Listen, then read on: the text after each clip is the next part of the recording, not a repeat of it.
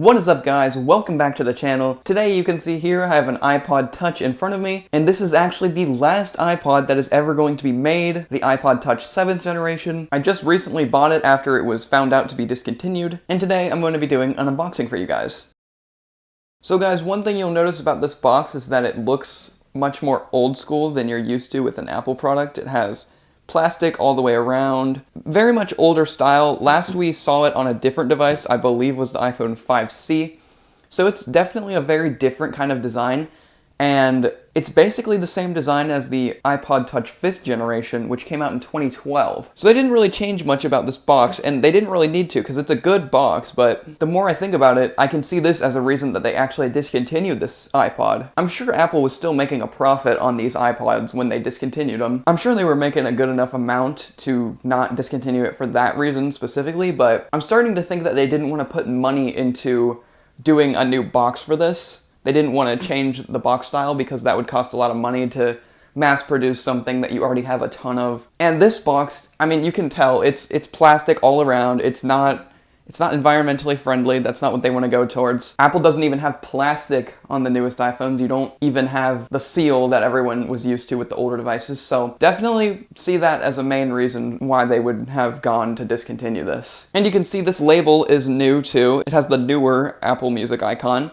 The pink background still, and it has on the calendar the 14th, which I wonder what day that is, to be honest. Maybe sometime in 2019 when it was redesigned, and then plus iOS 15 on it. And I also got a screen protector for this iPod and a case to go with it, so I'm definitely going to be taking care of this one. It is sad to see these iPods get discontinued and just be gone for probably the rest of my lifetime, but maybe by some miracle Apple brings back those old iPod classics and just build the Apple Music app and whatnot into it, and just so you can listen to music without having all your iOS distractions and stuff. Doubt it happens for sure, but it'd be a nice product, and you know, this'll work for that, and I'm gonna use this for that. So guys, enough from the rambling from me. We're gonna go ahead and unbox this thing. So you can see you have your iPod Touch branding on the side, Apple logos all around it, iPod Touch. You can see what it includes with it, model information on the bottom, and the app label on the front. Up top here we have a little pull tab to go ahead and unleash this thing from its seal. So we're going to go ahead and remove the seal here.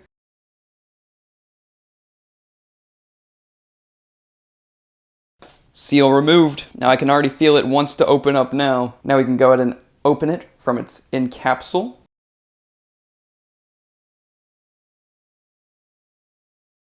And there is the iPod. So I'm going to go ahead and set this aside for a moment.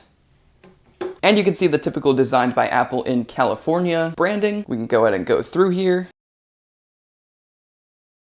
And here you can see there's a manual of all your iPod Touch information. Set that aside. And in here you can see it includes a Lightning to USB cable and Apple EarPods. And I don't think they come with a remote control. However, I think this is the only way that you can get them is with an iPod. So that's pretty cool to have. Set that aside for now. Here we have our iPod documents. Go ahead and slide this off. You can see it comes with your little pamphlet, warranty information, Apple stickers. And now for the iPod itself. I'm going to put a screen protector on this as soon as I remove this. So I have the iPod, and I'm going to go ahead and peel the label off.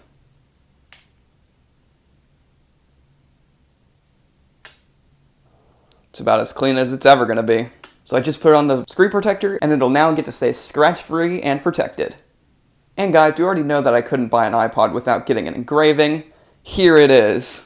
Pretty legendary message. And yeah, this thing is light and small. Probably going to be the longest device supported with the headphone jack. And guys, I have my case ready. I'll go ahead and put it in there. There we go. Nice and protected right off the bat.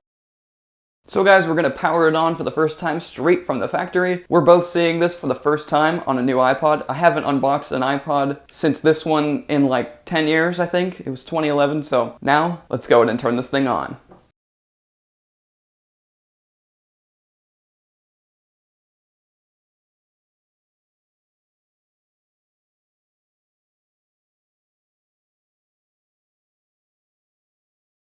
And that booted up really quick, and you can see it boots straight into iOS.